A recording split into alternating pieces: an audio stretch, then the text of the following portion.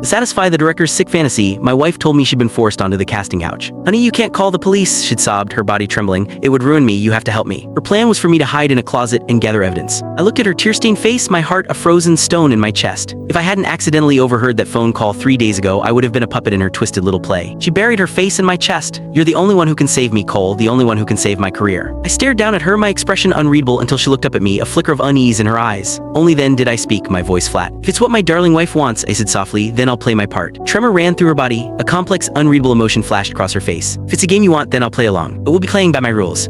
3 in the morning, the digital lock on the front door beeped softly. I sat in the dark living room, watching the figure stumble through the doorway. She was barefoot, clutching a designer high heel with a snapped stiletto. The collar of her couture gown was ripped halfway open, revealing a cluster of angry red marks just below her collarbone. "Cole," she gasped the moment I flipped on the lights. She launched herself at me. Her hair was a mess, her makeup smeared into a tragic mask. As she crashed into my arms, a foul cocktail of scents assaulted me. Her signature perfume was heavy, but underneath it I could smell the acrid stench of tobacco. And something else, a coppery, intimate odor that made my stomach clench. But I didn't push her away, I just forced myself to remain calm. "Stella, what happened?" Stella lifted her head, her eyes brimming with tears. "It was Vance, the director. He's insane. At the wrap party tonight, he kept forcing drinks on me, and then he dragged me into a private lounge." He choked on a sob, unable to continue. I guided her to the sofa and went to get the first aid kit. I used to be a medical examiner before I gave it all up to be her full-time husband. I have a professional's eye for injuries. I knelt before her, tending to the scrapes on her knees. It was a dark, purplish bruise, swollen and raw from being rubbed repeatedly against a coarse carpet. It wasn't from a fall. It was pressure-induced purpura, the kind formed from kneeling on a hard surface for a prolonged period. "He threatened me," she whimpered, her whole body shaking. "He said if I didn't do what he wanted, he'd blacklist me." Cole, I was so scared. My hand, holding the cotton swab, froze just above her knee. I saw the marks on her wrists. They weren't the messy, uneven bruises of someone being dragged against their will. They were a pair of neat, symmetrical bands of red, kind left by restraints. "He was like an animal," she continued, her tears splashing onto the back of my hand. "He ripped my dress in seconds. If I hadn't smashed a bottle over my own head and run for it, tonight I might have been." I glanced at her forehead. There was a slight red bump, but the skin wasn't even broken. It was the kind of minor injury you get from a bit of rough foreplay, not a desperate escape. "She really think I'm that blind? That's stupid." My fingers tightened and the cotton swab snapped in two. I tossed it into the trash without a word and grabbed a new one. "Cole, say something," Stella pleaded, cupping my face in her hands and forcing me to meet her gaze. "Are you disgusted with me?" In the lamplight, her pupils were slightly dilated. I didn't see the relief of a survivor or the shame of a victim. Saw a strange, unsettling excitement. "No," I said, gently pulling her hands away. "I'm just thinking we should call the police." The moment I said police, her body went rigid. "No," she shrieked, then immediately softened her tone. "We can't. Vance has things he can use against me, and there were no cameras in that room. We'd never win, and my reputation would be destroyed." "Then what do you want to do?" Stella bit her lip, took a deep breath, and leaned in close, her expression one of grim determination. That nauseating mix of tobacco and sex filled my nostrils again. "I want revenge, honey." Her voice dropped to a low, husky whisper. "A man like Vance, his biggest fear is having his reputation ruined. He told me he's coming to my hotel room again tomorrow night. This is my only chance." "No?" She gripped my hand, her knuckles white. "Tomorrow night we'll set up hidden cameras in the room, but that's not enough. What if he tries something else? It could..." Click the link on the homepage to watch the full follow-up for free.